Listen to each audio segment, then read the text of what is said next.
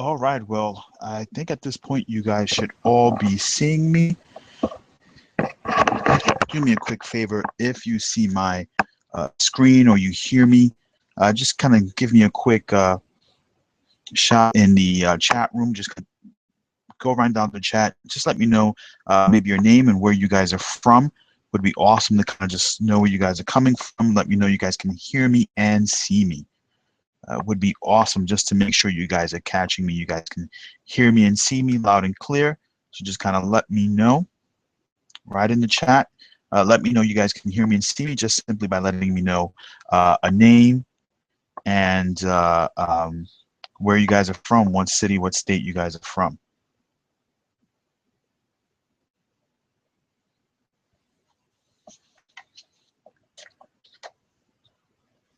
All right, let me just check.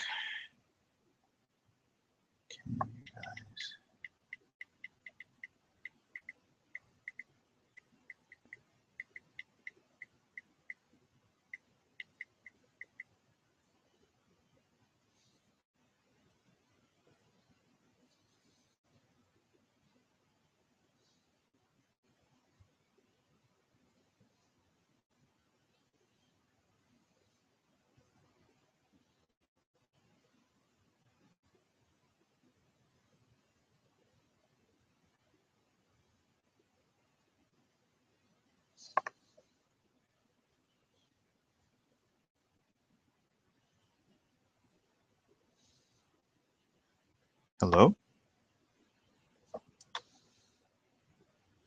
Oh my gosh, this Google Hangout stuff.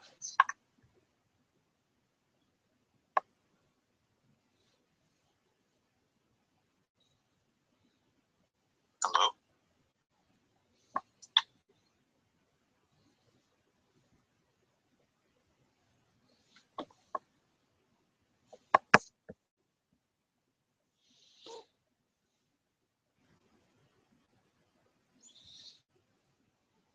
Might just let me know if you guys can kind of hear me. You guys can see my audio. Just doing a quick audio check.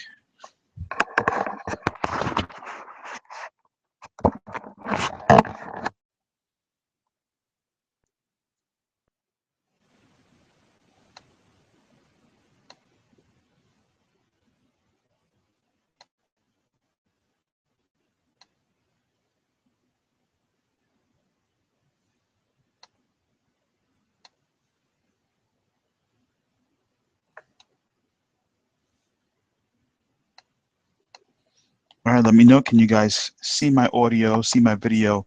You guys can hear me.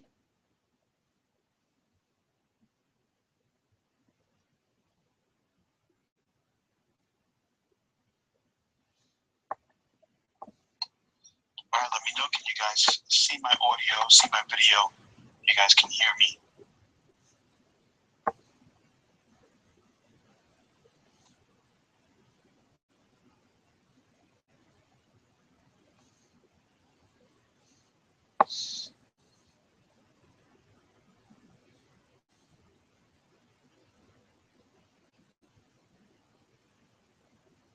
Okay, maybe I am doing something wrong. I can absolutely be doing something wrong.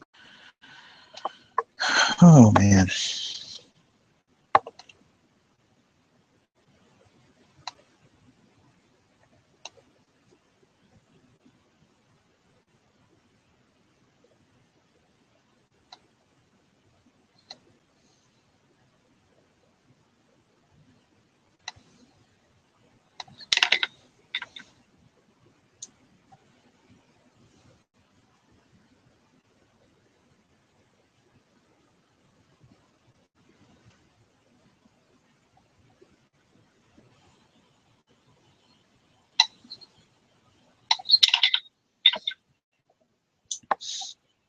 All right, so you guys should be hearing me, seeing me.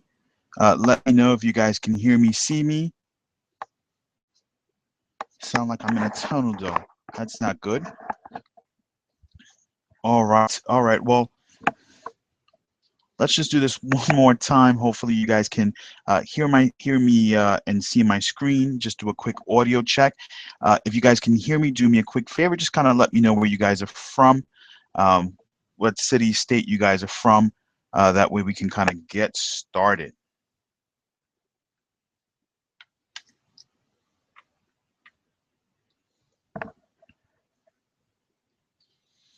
And while you guys are doing that, just want to once again welcome you guys to How to Get Visitors to Call Your Church Home. My name is Ariel Nieves. I am the discipleship pastor at Christ Tabernacle.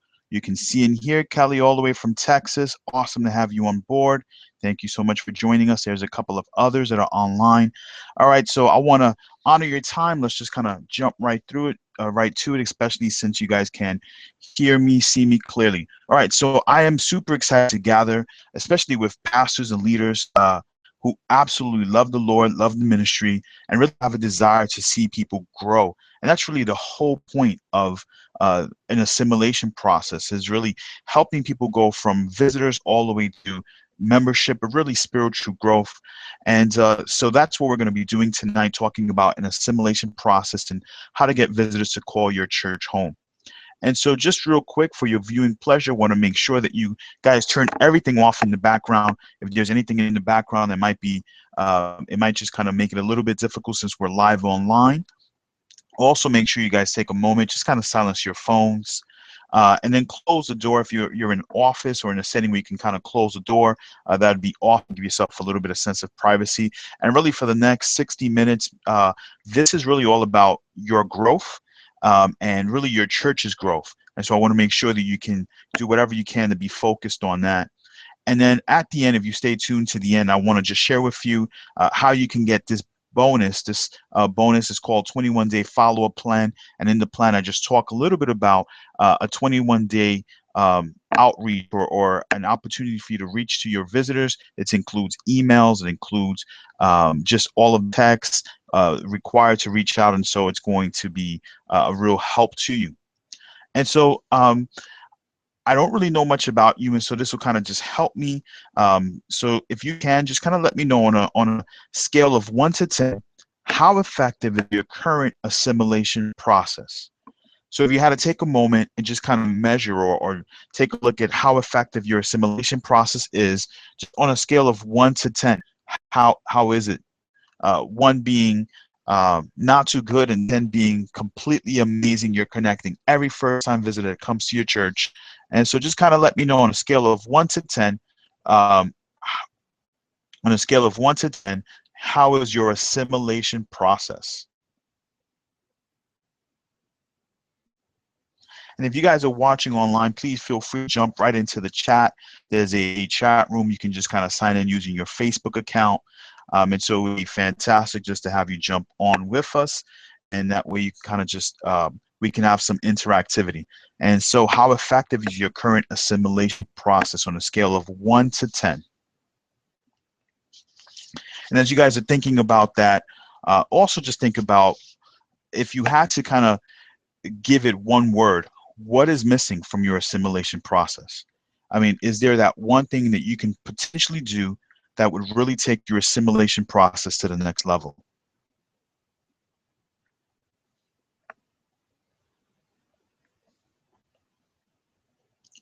And so Kelly, thank you again for sharing. A 5. Kelly says we definitely can and need to do a lot better. Awesome, thank you for sharing. And then anyone else who wants to just kind of jump online, just kind of give us a gauge. It kind of helps just really facing the realities of where we are in our assimilation process. All right, so I want you to know that you are in the right place. You are in the right place. If you struggle to get people to visit your church, you're in the right place if you got first-time visitors, but really no clear next steps. Definitely in the right place if you don't have a follow-up system. So if you're getting visitors, but you don't really know what to do with them, you are definitely in the right place. And you're in the right place if you don't have the time or the staff for follow-up. And so recently I had a conversation with a pastor who was just kind of saying, hey, this whole assimilation process, that sounds great, follow-up sounds great, but I don't have any staff and I'm swamped. And so if that's you, you're in that position where you just kind of feel overwhelmed, you are definitely in the right place. And you're in the right place if you're struggling with retention. People are coming to your church, they're coming for the first time, but maybe they're not coming back, or they come for a week or two, but they're not sticking around. And you're definitely in the right place if you feel like a bad salesman. If you feel like you're standing in front of the pulpit and doing everything you can to persuade visitors to return. And you're definitely in the right place if you feel like a fraud. If you're preaching from the pulpit, you look at the crowd and you just know that you wish you can do better for them. You wish you had a better process to connect them and to grow them. And then you're definitely in the right place if you feel like if you desire to see visitors to call your church home. And so about back in 2012, we kind of did this assessment, and we realized we crunched some numbers, and we realized that we had, for the entire year, we had 1,190 first-time visitors come to our church. But then when we looked at our membership process and our connection process, we only connected about 20 of them, which was 2%. So 2% of all of our first-time visitors connected to our church and became members. And at the same time, we also did a second survey. And in the survey, we realized that 30% of the congregation felt lost. At that time, Christ Tabernacle, which is a church where I serve at, we had about 1,500 members. Members being individuals who actually went through the membership class. And so 30% of them, which is probably somewhere about let's say 400 of them, felt lost. And so this was one of those moments where it was just really overwhelming to kind of see what the numbers were saying to us. When we were in services, worship felt great, everything felt great, felt like we were doing a fantastic job. But then when we looked at the numbers, we realized we were missing certain things. And one of Bill Hybels' favorite sayings is that facts are our friends. And I understand what he says, although at the same time, facts also hurt, because you want to believe that you're doing things with excellence and everything is going well, but there's those moments where reality is that you're struggling at times. And so facts are definitely our friends. And so at that moment, it was important for us to have the facts in front of us, because we could have continued with our mindset that everything is okay, or we could accept the facts and make a determination that we were going to change. And that's exactly what we did. So what we did was we got to work, and we pulled the teams together. We started to do some research, and we started to ask some questions and try to figure some things out. And so the result was that if you look at the chart back in 2012, the red represents the amount of first-time visitors we had. And so in 2012, we had about 1,190 first-time visitors. The gray represents the amount of first-time visitors who actually became members within the same year. And so that number was 20, which was about 2%. Then in 2013, it got a little bit better. 2013, we had probably about 1,300 first-time visitors. And then we had somewhere about 35 to 40 of them become members. Then we made some real significant changes. And then 2014, we had about 1,700 first-time visitors. But out of that 1,700, we actually started to connect. We had about, I would say, we had about somewhere about 80 or 90 of those visitors become members. And then in 2015, we did an informal poll in our membership process. We would just kind of ask, hey, if anyone is here, anyone is joining our church who would like to join our church, who's been here less than 6 months, raise your hand. And at that point, in the entire class, we had about 300 members, 300 new members for the year of 2015, and 60% of them had come to Christ Tabernacle for the first time in 2015. And so we knew we were onto something in regards to our connection process, our assimilation process. And so as I mentioned earlier, I'm the discipleship pastor at Christ Tabernacle. And I want to just take 30 seconds just to share a little bit about who I am. And so this is me, my wife, and my older son, my 3-year-old. I've been married for about 12 years now, and I've got 2 wonderful boys. To my left is my 1-year-old Silas, and to the right, Nicholas. And I'm also the founder of Thrive Church Coaching. And the real reason that I created Thrive is that I started to see that there were certain resources that I had access to. And there were certain things that I got to learn because I was around people who either were doing it really well, or I got to actually go and meet with pastors who were successful, who were doing assimilation well. And I started to learn certain things and put them into practice and see success. But there was this part of me that just kept bothering me because I knew other pastors who were struggling in areas that we were succeeding. And so I made a commitment. I said, look, the things that I'm learning, I want to make sure I share with others, because it's at the end of the day, the Church of Christ is the hope of the world. It's really in every community you're at, whether it's Texas or Pennsylvania, wherever you're at, your church is the light of the world in that area. And it should be that we're doing things well, that we're seeing success in these areas, not that we're struggling. And so today's training is called How to Get Visitors to Call Your Church Home. And for the agenda for today, we're going to do three things. One, I'm going to share with you 6 steps for attracting, connecting, and growing visitors.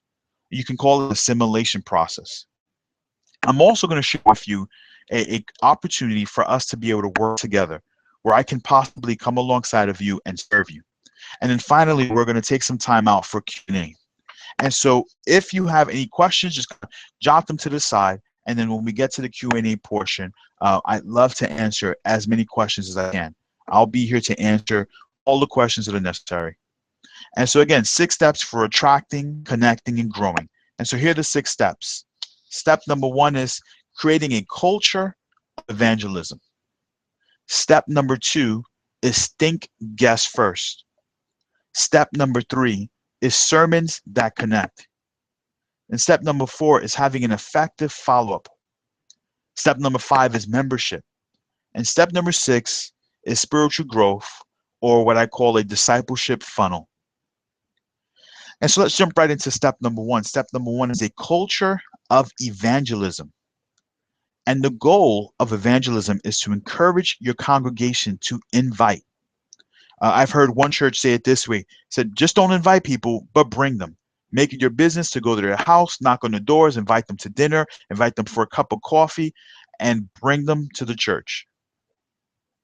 And it's interesting because since 1980, church membership in the U.S. has dropped each year by a minimum of 10%, which when I read that stat, it says 2 things to me. It says, 1, people are joining our church, but we're having a hard time retaining them.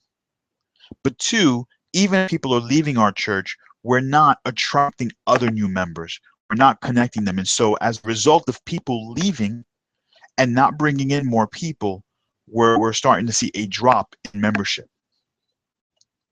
And so the way to counteract that is to become a church that attracts. And by attracting, I'm not saying that you've got to compromise. I'm not saying that you got to do stuff you feel icky about. What I am saying is that you've got to present yourself in a way that makes the teachings of Christ attractive.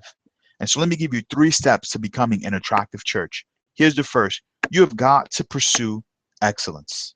You have got to pursue excellence, whether it's in how you maintain your building, whether it's in the actual services, the worship, the experience. Everything has to maintain excellence or pursue excellence, communicate excellence. Because in your pursuit or your communication of excellence, what you are doing is you're communicating to people how much you care for them. Seth Godin says this. He says, don't waste money marketing. Instead, invest in making your product the best possible. And so I don't want to sound irreverent by insinuating that our church and our services are a product. But what I am suggesting is that instead of going crazy trying to get people to come to our church, I am positive that if we present a service that is impeccable, amazing, the presence of God is there, people are going to sense the presence, they're going to enjoy the worship service, and they're going to invite others. And so instead of spending our time promoting ourselves, we can spend our time investing in the actual service and the quality of the service. And so just a quick poll. On a scale of 1 to 10, rate your commitment to excellence. On a scale of 1 to 10, just kind of jump into the chat and rate your commitment to excellence. And so just, you can put it right into the chat and just kind of let me know, what is your commitment to excellence? Step 2, I want you to mobilize your congregation.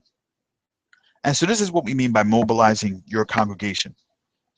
Jesus kind of said this. He said it this way. He said that his house or my house should be full. So then our congregation should be inspired or challenged to invite others. Our congregation should be in a place where they're constantly reaching out to others. And so if I asked anyone in your congregation, uh, when I say, if I had to say to anyone in your congregation, when I say the word evangelist, what comes to their mind? Most likely, most people, when they think of an evangelist, they think of a guy on TV, television, white suit, white shoes. And the challenge with that is that most people, when they see them, when they see the evangelist, they don't think of themselves in that manner. They don't see themselves as the white guy, the guy with the white suit and the white shirt and the white shoes.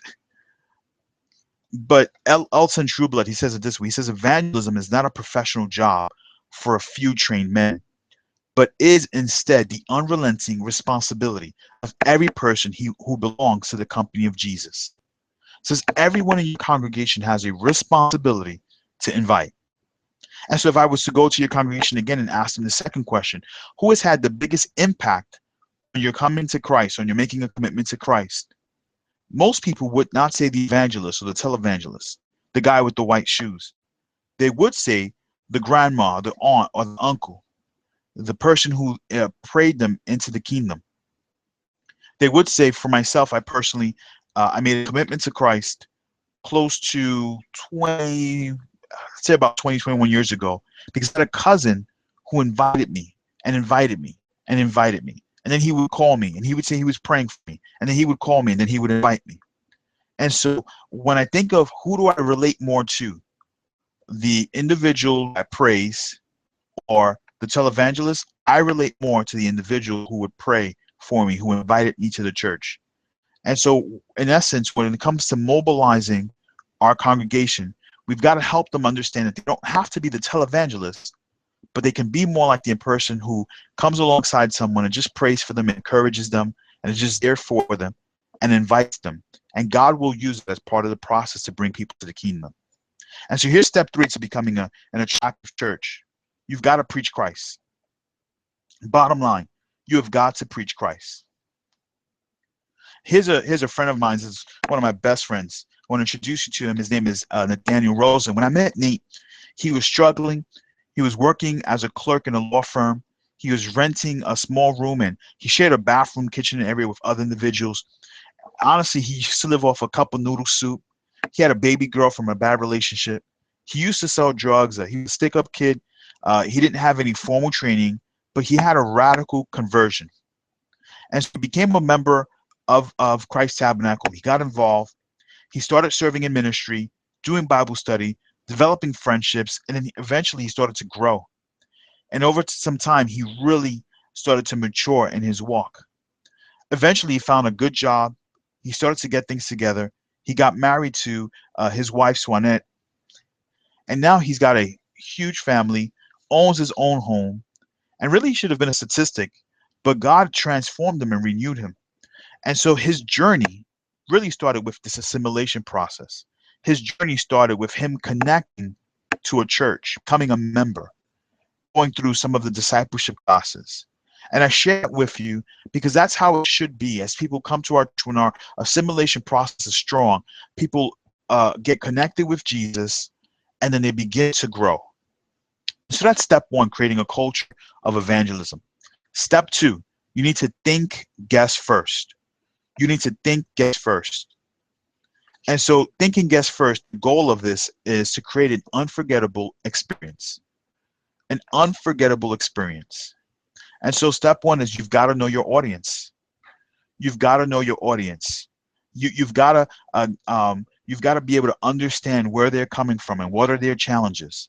You've got to know how to best serve them. And so step 2 with that is you've got to create a welcoming environment. You've got to create an environment where whether it's your greeters or your ushers, you got to create an environment where they're saying good morning or good afternoon, and it's not just, hey, I'm glad you, it's not just, hey, thanks for coming, but it's more like, hey, we're really glad you came. And so you've got to architect that or design that environment. And so the question is how can or what can you do to limit someone's fears or concerns? And again, remember, we're talking about first-time visitors. They don't know where the restroom is. They don't even know where the sanctuary is. How can we lessen their concerns or their fears? And I remember going to a church. This was a pastor that I was coaching, and I went to his church. And as I'm walking to his church, I realized that his actual sanctuary was in a building that held other businesses.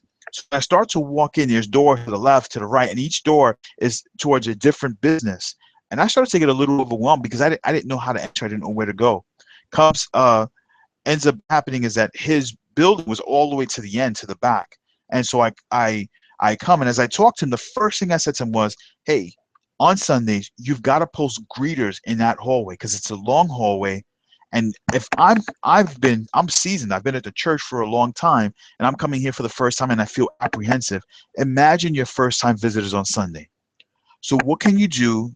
What kind of environment can you create to make people feel welcomed?" Here's an image, a picture of one of the other churches I'm working with. This is a church of 60 members in New Jersey. And they've got their visitor gifts, they've got balloons. I can imagine on Sunday these areas are staffed with volunteers, and it's in a welcoming environment that they're creating for their guests. Here's step 3. You've got to handle challenges. And this is what I mean by handling challenges. It's their customer behavior tells us that customers who they become even more loyal if they experience a problem which is sorted out for them quickly. And so what can happen is you've got people who will come to your church, maybe the baby's crying, maybe the child is crying, maybe the children's area is full, and they're challenged and they may be frustrated. But by resolving their frustration, handling their issue on the moment, you're going to gain a potential follower. You're going to gain their loyalty because you resolved an issue. And it says they're going to be more loyal if they experience a problem which is sorted out for them quickly, as opposed to if the problem had never occurred in the first place. Let me give you a quick model for how to help solve these kind of issues. It's called the LEARN model. And so I want you to know that you're always going to have issues. That's just the reality of it. Okay, so you cannot go into a situation thinking you're not going to have issues. You're going to have issues, but you've got to have a model for resolving those issues. And so here's the first. It's the letter L, and it's listen. And so this is where you listen carefully to your customer. You don't interrupt them. You don't tell them to calm down, which is probably one of the worst things you can do. You just let them get whatever their challenges are, whatever it is, off their chest. And then the next letter is E for empathize. And this is where you try to get to understand what's the difficulty that your customer or the visitor is having. Repeat it back to them word for word, or use the last part of their sentence. And really, it's about creating empathy, this feeling of, hey, I understand what you're going through. Then the next step is to apologize. You got to apologize to the customer, apologize to the visitor. Even if you feel that you have no part in the problem, and I am sorry that you experienced, I'm sorry that the children's area is full. What it does, it lessens some of the tension in the air. It makes them understand, it makes them feel like you're on their side, which you should be. R is to reach. And so this is where you decide, what are you going to do to resolve the problem? How are you going to reach them? How are you going to help them in this issue? And you've got to, whatever the resolution is, you've got to make sure you tell the customer. And then N for now. In other words, don't delay. Take immediate action. See, the longer you wait on resolving an issue, the harder it's going to be to produce great service. The harder it is at the end for the visitor to feel like you're on their side. So make sure that immediately you resolve the issue and let them know what you're doing. So that's step 2.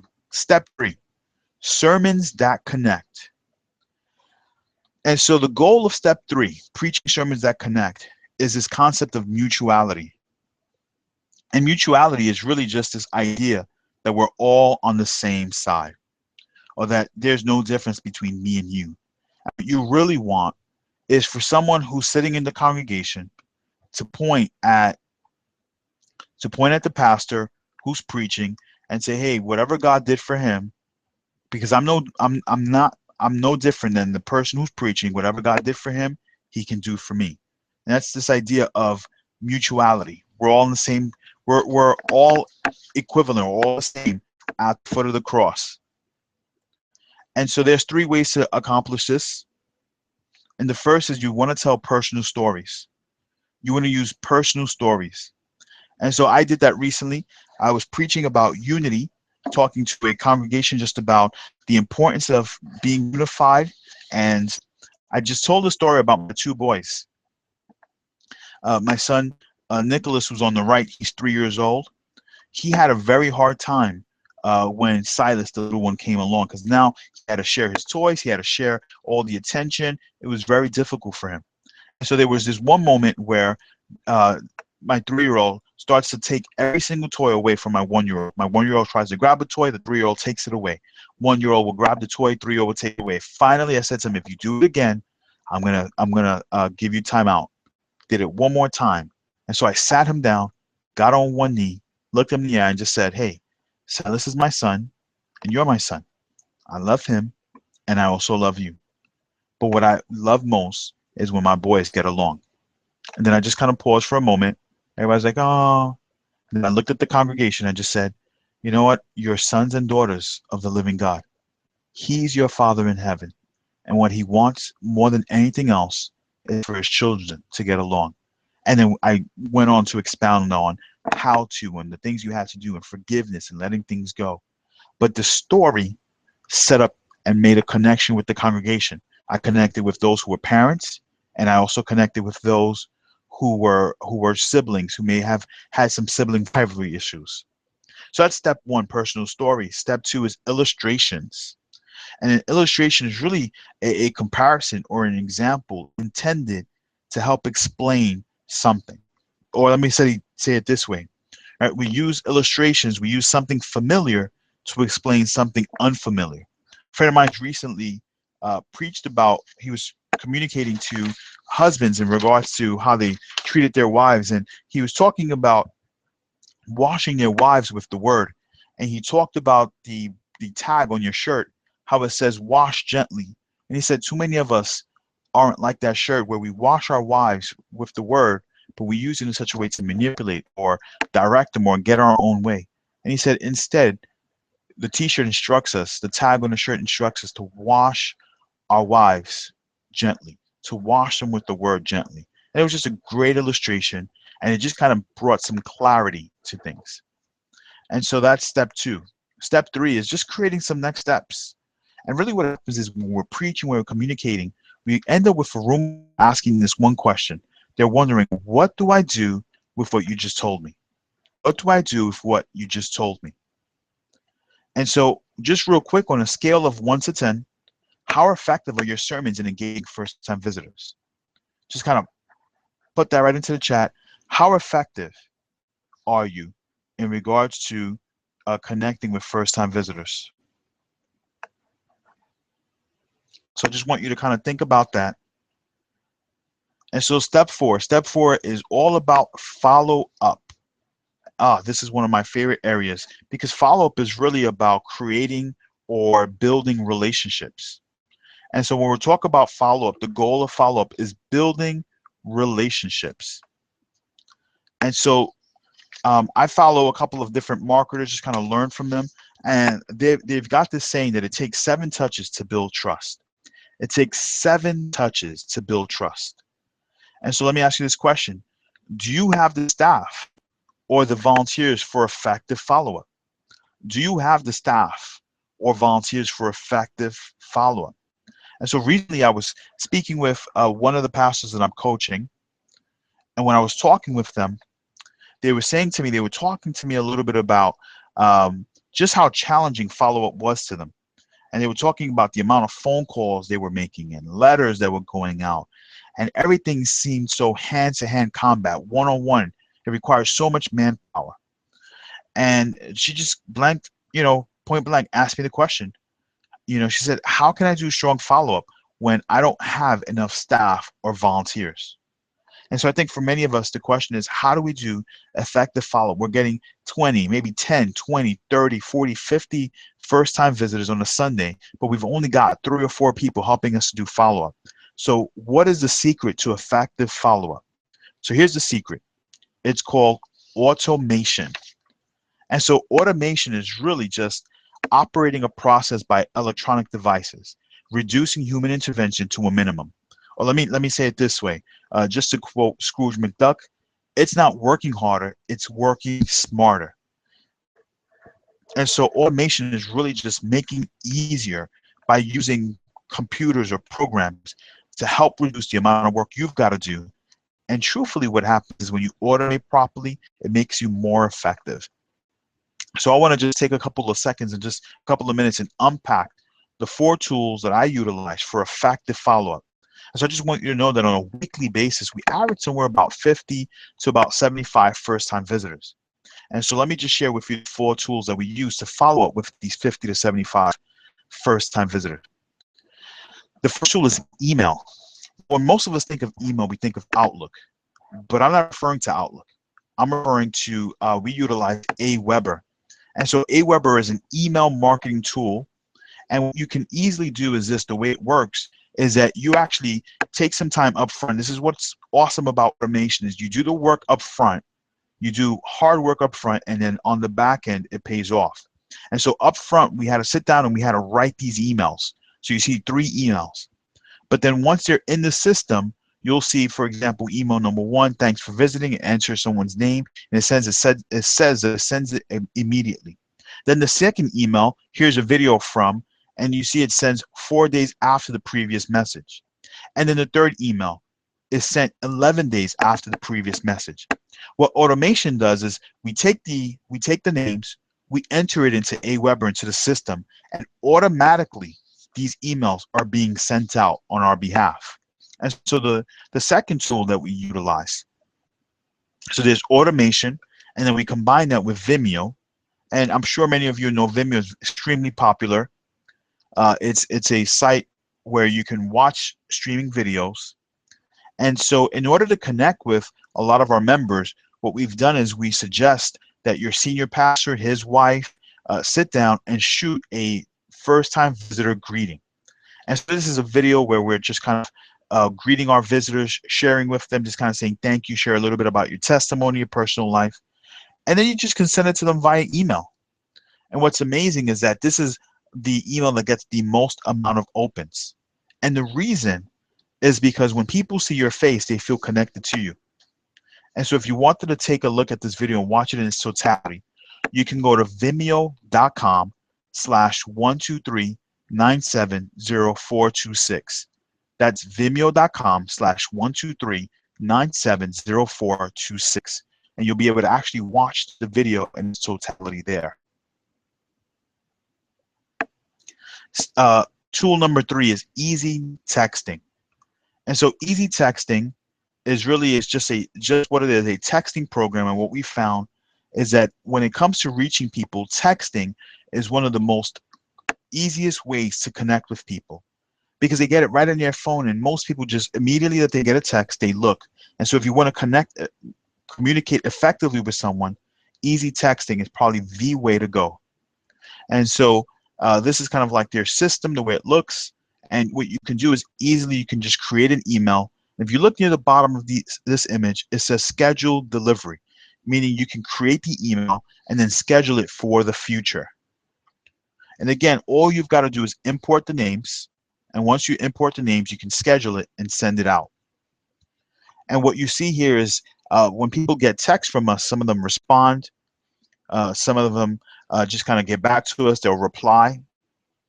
And this is another way that we utilize the easy texting. On October 31st, we held our Halloween alternative event.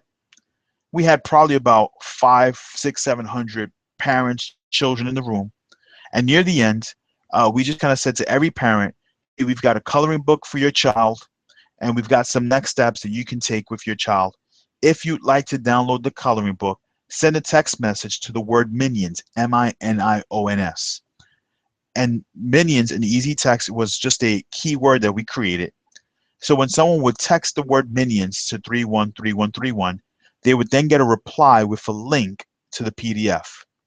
And so if you tried it now, it's not going to work because we canceled or we closed out, we deleted the keyword. But it was an easy way for us to get a response from a large crowd. And part of what I want you to think about when you're thinking of automation is that you may have to shy away a little bit from the one-to-one and you can do one to many.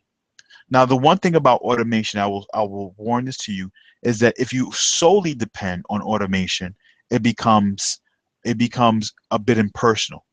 And so you want to make sure you're combining automation with the personal touches so you don't feel like you're a stale church.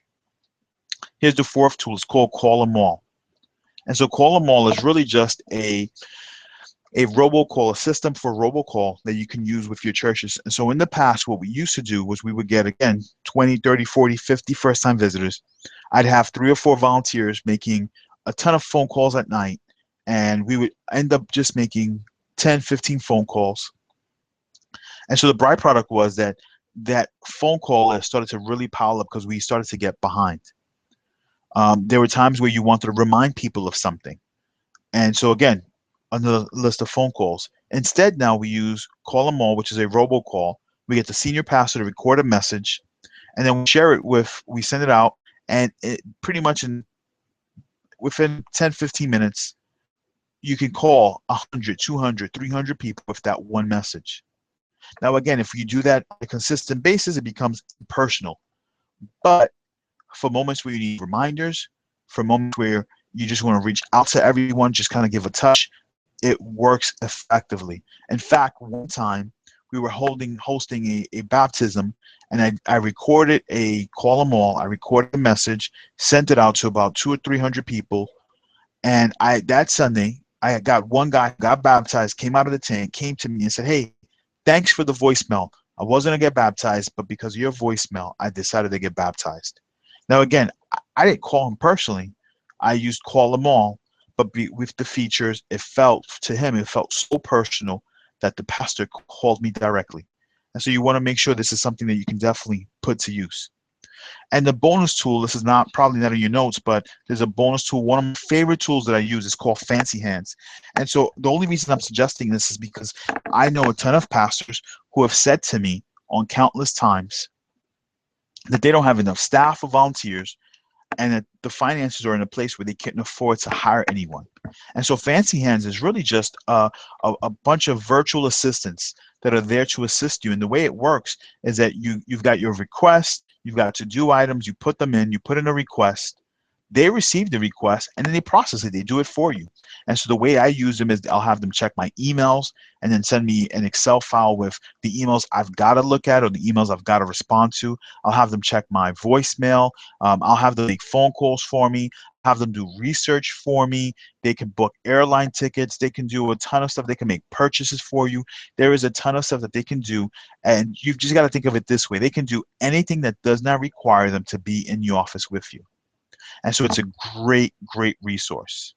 And so these are some of the stats, just so you know. One of the things that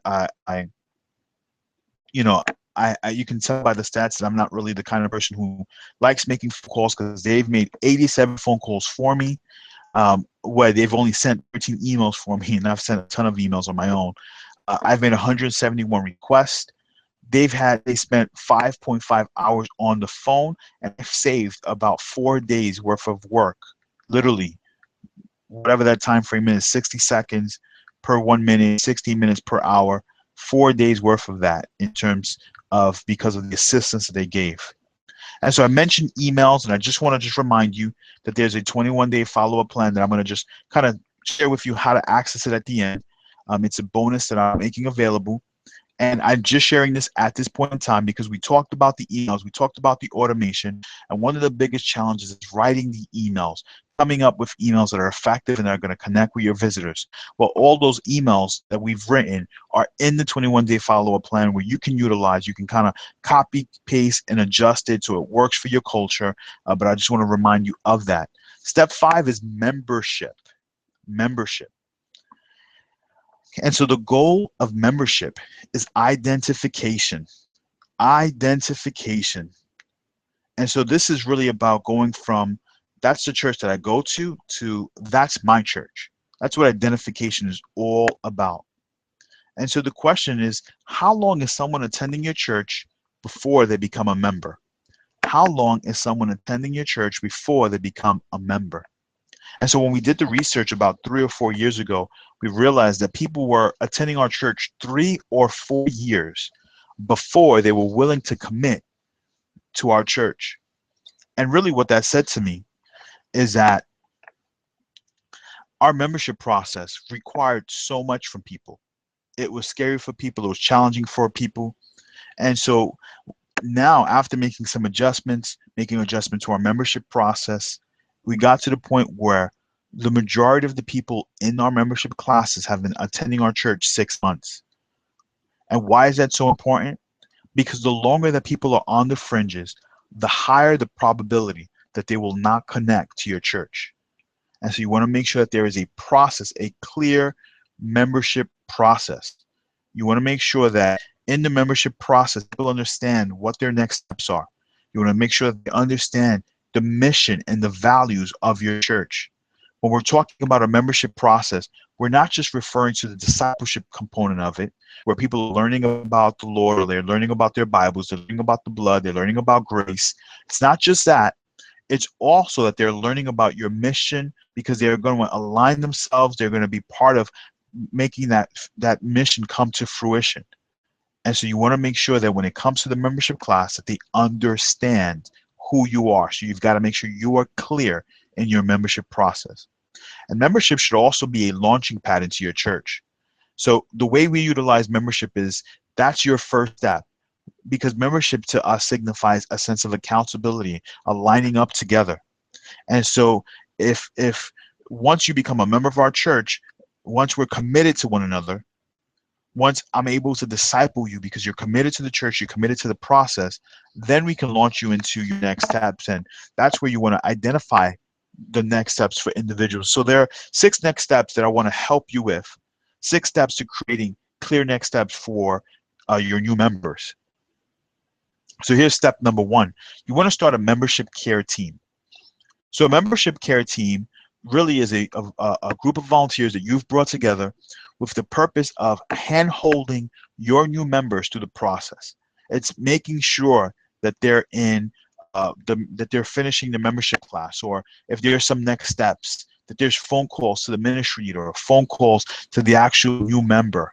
I liken it to a guidance counselor in the school who follows up with a student, checks on his grades, make sure he's in class, make sure he's applying for college. You want to make sure you have that because there's a sense of accountability there. Step number 2 is you want to identify next steps for each audience.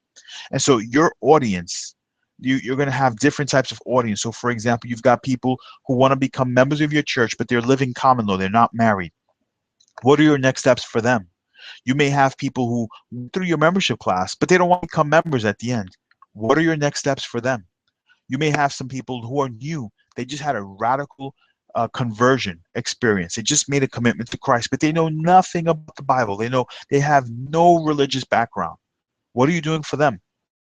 You also have the audience of people who are seasoned. They've been part of the church. They've been attending for a minute. What do you have for them? And so you want to identify next steps for each audience. Then you want to administer assessments. And the reason I say this is because I believe that when people are serving in alignment with their spiritual giftings and their passions, they're less likely to walk away. So when we're talking about retention or closing the back door, part of it is aligning people's passions to opportunities. And the only way you do that is through getting to know what is their passions and their giftings, which are assessments, spiritual gift assessments, personality assessments. Make that a part of your membership process so you can get to know people, and really people get an opportunity to get to know themselves. Step 4 is creating or executing a next steps meeting. And so a next steps meeting is simple. It's really just all about giving people an opportunity to meet with a deacon or a key leader. And at this point, they can plan out their next couple of steps at the church. So it may look something like this. Next steps may be, hey, I sit down with a couple, realize that they're not married. Their next steps in the next steps meeting, their next steps may be taking a foundational marriage class. Or I meet with someone who's new, he's ready, he's on fire. His next steps just may be getting involved in ministry. And at that point, the conversation may be about what is the best ministry for you to get involved in. So that's step 4. Step 5 is implement the next steps. Go and do it. Go join the ministry. Go to the class. And you're responsible for holding them accountable.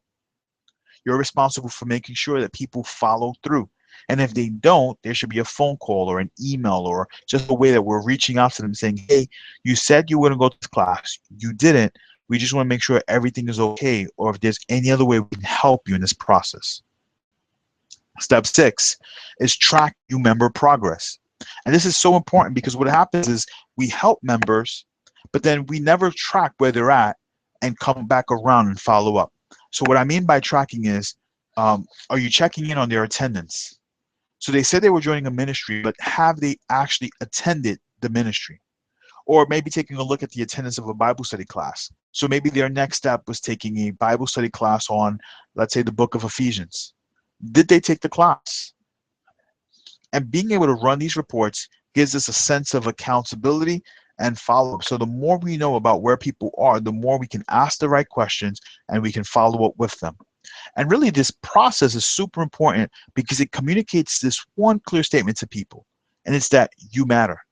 So when we're talking to new members, they need to know that they matter, that we care enough about them because they matter. All right, so here's the last step in the funnel, the last step in the attending to belonging process, and the 6 steps for attracting, connecting, and growing. And this is what I call a discipleship funnel or spiritual growth. And so the goal of this is spiritual growth. The goal of this process is to help people grow and mature in their walks with God. And the reason why is because mature believers, they give faithfully, they serve the most, and they evangelize the best. And that's a quote from Greg Hawkins from his book Reveal. And see, the thing is that mature believers and new believers all grow on different levels. They all grow on different levels. And so what we need is a process, a discipleship process that encompasses or reaches out to all of these levels. And so let me give you a quick map. This is a discipleship funnel that I came up with Pastor Randy Maldonado, who's one of the coaches for Thrive and also works alongside of me at Christ Tabernacle. And we called it All to the Elder, implying that we were going to create a process from the first time you made a commitment to Christ all the way to eldership to make sure that you're growing. And so there are phases for non-members. There are things that are only available to a non-member, or there are things that are available to just members or to just upcoming leaders or advanced leaders. And so you want to create a map or a layout of what this may look like for your church. What is your discipleship funnel? How does someone go from, I made a commitment to Christ, all the way through to, hey, now I'm leading a ministry, or now I am a candidate for becoming a pastor at this church? And so there are 4 distinct areas where people need to grow. So when you're creating your funnel, you've got to make sure that you're thinking, you've got these 4 areas in mind. Here's area number 1. You want to create an area of community. You want people to grow in community, in relationships. People come to your church because of your preaching, but they stay because of the relationships. There are certain verses that can only be carried out or applied in community. And so community is so important, whether it's small groups or some form of serving in ministry together. You want to make sure people are growing in relationships to one another. The next thing is you want to provide what I call practical stewardship. And so practical stewardship is not just financial stewardship, but practical stewardship is all about how Christianity gets played out in your day-to-day life. What does it look like when I'm at home? What does my faith look like when I'm at the job, when I'm at work? What does it mean for me to be single? Or what does it mean for me to be a Christian parent? How do I raise up a child in a way that honors God? These are lessons that fall under the concept of practical stewardship. And it's super important. I remember talking to a leader in the men's ministry at our church, and he was just kind of saying to me how he didn't know what it meant to be a father, and he didn't know what it meant to be a husband. He never learned those things. And then one day he woke up and his whole family was gone. And he just said that to me, communicating the importance of teaching people practical stewardship, learning how to be men, learning how to be godly women, young women being raised up and being taught how to honor God in your relationships and how to honor God in their jobs. And what does it look like to be a Christian and be single? What does it look like to be a Christian, be employed, or be a Christian and be among secular friends? What does it look like to be a Christian and married? All those things fall under the context of practical stewardship. Then the third area is biblical studies. And really, this is about people getting to know how to read their Bible and getting to know their Bible. And the idea behind this biblical studies is simply the concept of, if the more you have Christ in you, the more you get to know God's word, the more godly you're going to be. And so we want to make sure that people are orienting their lives to God's word and not trying to orient his word towards their lives. And what I have found is that the more people know God's word and have oriented their lives towards his word, the less you're going to have to deal with counseling and issues in the church, because the more that they're submitted to God's word. And so biblical studies is super important in that area. And then the last one is leadership development. And so leadership development, in essence, is really about creating the opportunities to grow the people in your church, because you need leaders to grow your church. You need leaders to accomplish great things for God. And so here are four, or I think there's three, potentially four leadership development opportunities or areas. And so the first is emerging leaders. And emerging leaders are really leaders who are new on the scene. They're new to the church and new to leadership. And these are people you've got to invest in developing their character. Then there's existing leaders, and existing leaders are leaders who have been doing this for a while. They're probably ministry leaders, and these guys probably, you don't have to, their character has probably been dealt with, or you're developing, it's been further developed. And so what you want to work with when it comes to existing leaders is their skills. Because what we're infamous for doing is bringing someone into leadership and then kind of saying, hey, sink or swim, figure it out, as opposed to having a process for holding their hand and helping them grow. The next phase then is advanced leaders. And this is for us, the church where I'm at, we look at this as for deacon.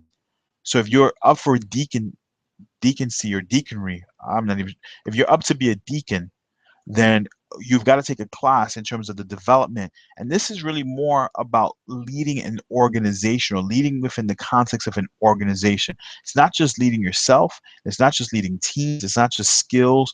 It's a further or deeper level of character, commitment, convictions within the context of the organization. And the last level is that of elders. And so elders is really synonymous to pastors, or maybe board members, or your church may call them elders. And this is kind of like the highest level of leadership within the church itself, within the context of a church. So this might be the pastors of your church. This might be, again, your senior leaders. And really, this is all about, again, leading within the context of an organization. And so those are the 6 steps for attracting, connecting, and growing visitors. I hope you kind of enjoyed that, right? So step 1 is creating a culture of evangelism, right? We're going to excite our people, get them to invite. Step 2, we're going to be thinking guests first. So when people come to our church, so I hope tracking with the thought process, culture of evangelism, we're inviting people to our church. When they get to our church, we're thinking guests first. So we're going to serve them. We're going to make them feel super special. Step 3, they're going to go from the lobby area and encountering some of our greeters. They're going to go to the actual service and listen to our sermons. Step 4, we're going to have effective follow-up. So the sermon is over, the service is over, but we're going to call them. We're going to reach out to them. We're going to connect with them.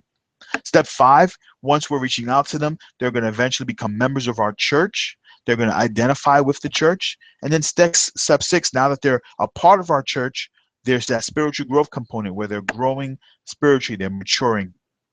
So what do you think? I mean, do you think if you started implementing these 6 steps, do you think if you started encouraging your congregation to be a bringer, or if you started thinking,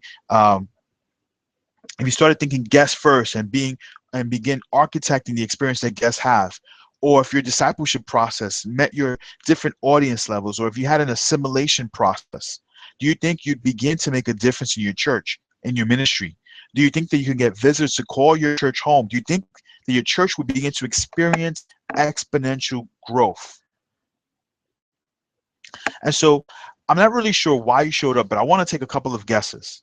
I'm assuming you came on tonight because you're pretty much tired of not getting the expected results. You know that you need to do assimilation. You know that you want to reach people. People are coming to the church, but you're not really sure how to go along, how to get that. Or you know that God's got more for you. You're just not sure how to get there. So you kind of read the signs. You know that there's great opportunity to do ministry, but you're not 100% sure how to connect people once they get to your church. Maybe you're just at a place where you're just like, hey, I need help. I am drowning. People are leaving. People are coming to the church. They're visiting, and then they're not coming back. And we're not really sure how to follow up. And our follow up system really is ineffective. Or maybe you're just tired of mediocre ministry. You're kind of at the place where you're just like, hey, we're doing the same thing over and over again, but we're not getting any different results. Or maybe you see the potential for growth, but because you see the potential, you want to go from potential to actuality. You're just like, hey, we want to really see some growth. People are coming back, but how do we grow them? How do we mature them? How do we take them to that next level? Or you might have showed up today because you have a heart for the people. You love people. You just aren't sure what to do with them once they're there. And like I said, maybe you have a passion, and what you need is skills to accompany that passion. I just want to encourage you because I think it's time. I think it's time to take your church and your ministry to the next level. And really, it begins with you. It begins with your commitment to growing your assimilation process. And I just want you to know that everything I share with you, nothing of it is theory. All the examples I gave you, I shared with you as theory. This is stuff that we've seen, we've done, we've struggled with. And did it take time? Of course. I mean, it took time to grow in these areas. It time, it took commitment, it took financial commitment, it took an investment of time on my part. And let me tell you, I would have given anything to have someone come alongside of me, pour into me, and coach me. I mean, I've read all the books about assimilation I could get my hands on. I went to different conferences. I tried to study and learn from different churches. But ultimately, what really would have helped me accomplish my goals a lot quicker would have been somebody holding my hand. But instead, I had to figure it out on my own, and it took a lot of mistakes. But I want you to know that it doesn't have to be the same for you. You don't have to struggle making mistakes to learn the assimilation process. And I know that you want to take your assimilation to the next level. And because of that, I want to introduce you to an opportunity where I can come alongside and serve you in your church. And it's called Attending to Belonging. Because our goal is to get people who are attending your church to begin to belong to your church. And so Attending to Belong are really 6 steps to help you attract, connect, and grow your church. And here's what's going to happen. Because Attending to Belonging is a premium online course for pastors looking to strengthen their assimilation process. And so again, 6 steps to help you attract, connect, and grow your church. And here's what's going to happen with Attending to Belonging. When you're in the program, you're going to begin to see an increase in new visitors coming every month. You're going to see the number of people who join your church increase. Why? Because the connection process is stronger. Why are you're getting new visitors? Because you're creating a culture of evangelism, and so people are inviting. The quality of the members are going to increase because your membership process is going to be stronger. It's going to be more focused. And so when people go through your membership process, they're going to walk away understanding your vision and being on board for the vision. You're going to begin to develop leaders at a greater level. So it's not just going to be those leaders who are good because maybe they learned at their job or they're just naturally gifted leaders. You're going to have a process for developing leaders throughout the church. You're going to have people serve with greater excellence because they're committed to the church, but also because you've aligned their passions and their giftings to the serving opportunities. And so this is Pastor Joe Hernandez. He took the course about a year ago, and one of the things he said to me was that Attending to Belonging, you learn the kind of nuts and bolts of ministry you don't learn in seminary. And he went to seminary school, and I guess there was some components of just day-to-day nuts and bolts insights that he was able to learn through the program. And so I want you to know in the program, here's what you're going to get. There are 6 30 to 40 minutes how-to video coaching. So there's 6 30 to 40. Video number 1 is creating a culture of evangelism.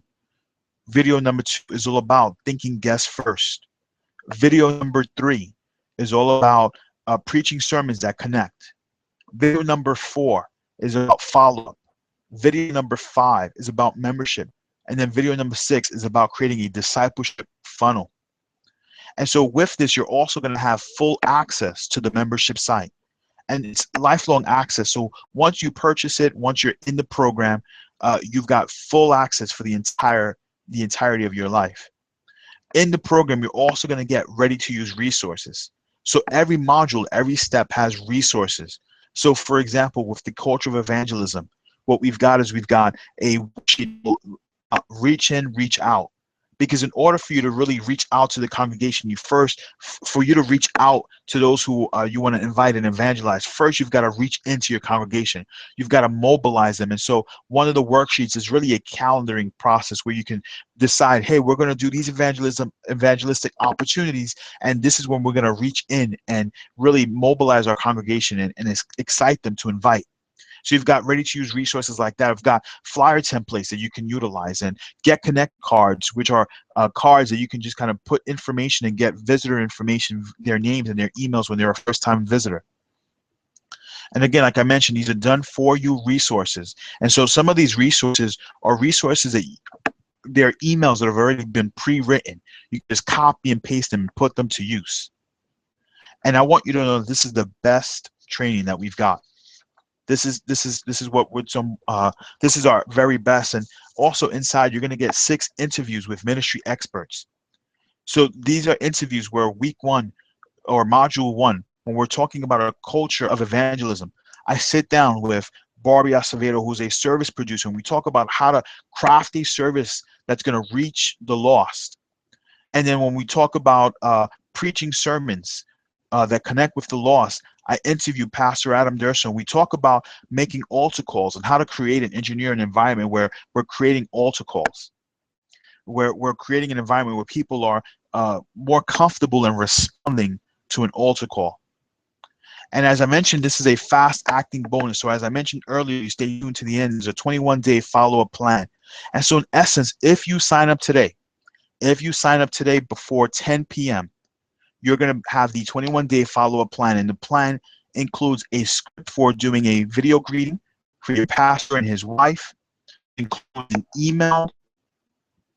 All of the emails are pre-written. You can just copy and paste these emails.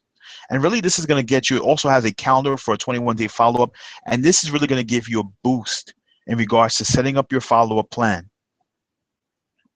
And so just reaffirming what you're going to learn.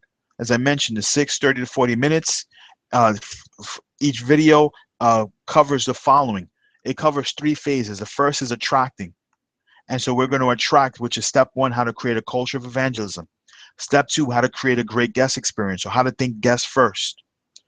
Then the second level is connecting, right? So we're going to attract people, then we're going to connect them. We're going to connect them by learning how to preach sermons that connect with guests and how to follow it without becoming what I call a stalker.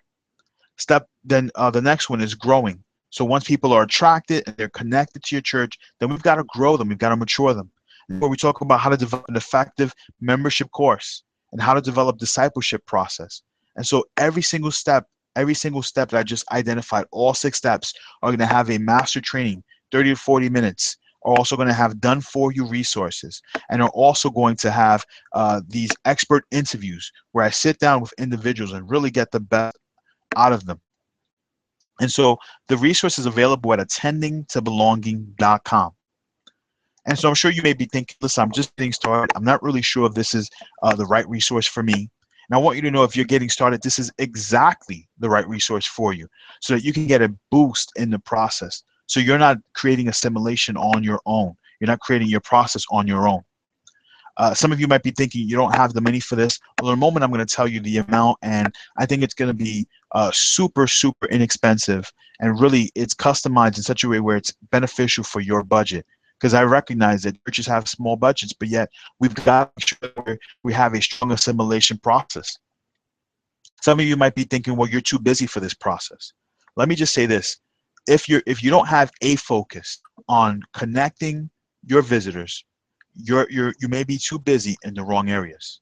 You want to make sure that somewhere along the line, someone is responsible for connecting. And if it's not you, then someone else. But someone has to be responsible for making sure that visitors are connecting and growing in your church. Some of you may be thinking this isn't the right time. And so I would say, with the holidays coming up, this is the perfect time for you to make sure that you strengthen your assimilation process. And you may be thinking, well, you don't trust yourself to do the work. And I absolutely get that. I don't want you to invest in a program that you're not going to do the work. But what we have is we have emails and follow-up for accountability. And so what's the investment? I know you've all been thinking this. All right, he's been talking for a while, but what's the investment? Give me the bottom line. And so the total value of this program, when you think about all of the bonuses that are available, you think about all of the videos and the resources and the expert interviews, it's $1,500. This includes a 30-day money-back guarantee. So from now to the end of December, maybe the first week or so of January, if you want to cancel, you get all of your money back, not a problem, no questions asked. And so the investment to get access to the program is 6 monthly payments of $39. 6 monthly payments of $39. Or one payment of $175. And if you take the one payment, you're saving 25% of the overall cost. And so again, the fast acting bonus, if you sign up today before 10 p.m., you're going to have the 21-day follow-up plan in addition to 2 other bonuses that are available online. And again, it's attendingtobelonging.com. And so at this point, we're going to just kind of switch some gears and just going to take some of the questions and just answer. So if you've got any questions, just type it right in, and I'll answer any questions you have in regards to the assimilation process. And so one question that comes in is, how do we actually get visitor email, phone number when they visit? That's a great question. And we outlined this in the program. But one of the best ways to do it is by giving a first-time visitor gift. Now, what we used to do was give gifts and give people a card. If they were a first-time visitor, we would give them a card, and then they would have to walk somewhere to redeem their gift. But we changed the process, and we saw in 1 month we went from about 100 first-time visitors to 500 all in 1 month, because what we did was we started to give them the gift in the room. And so all those people who were introverts, who just were afraid of raising their hand because they didn't want to be identified, they started to get their gift in the room. And so the way it simply worked is this. The host would kind of come up and he would say, hey, we love first-time visitors. We're so excited that you're here. Our guest service workers or our ushers would come alongside, come around, and they would then have their gifts in hands. And if with their gift in hands, they would everyone would see, anyone who was a visitor would see the gift. They would raise their hand, and in the gift, we actually put the card in. We put a visitor card in. And so the host then say to everyone, hey, everything in that gift is yours except for the card. When the offering basket comes around, we want you to put your information in the card, put your information on the card and the card in the basket. And then we would say, hey, we're not going to sell your emails, whatever we need to do to lower the tension level. And the card, in essence, just really had a name, an email, and a phone number. No address, no other extra information, because we want to make it into something that was quick for someone to sign up for. Just trying to see the other questions. So another question that came up earlier was if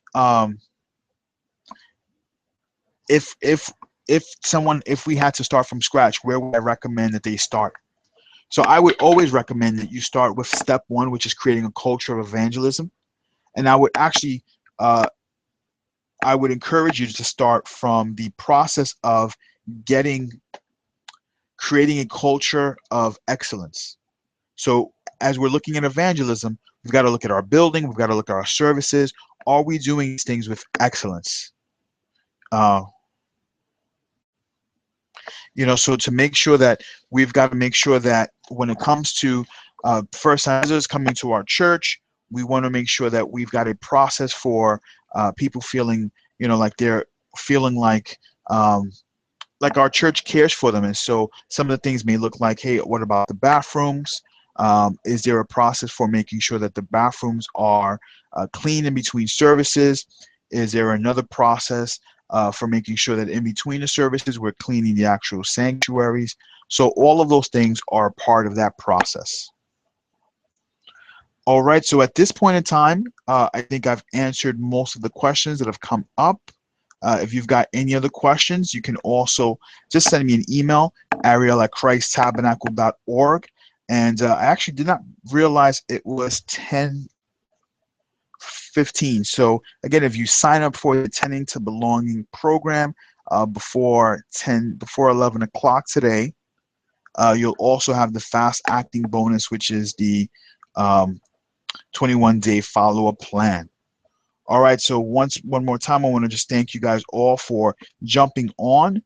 Really excited about the opportunity to share with you. I want to encourage you to make sure that you strengthen your assimilation process. All right, thank you guys so much. Have a great night, and may God bless your ministries. I want you to know that I'm praying that you thrive.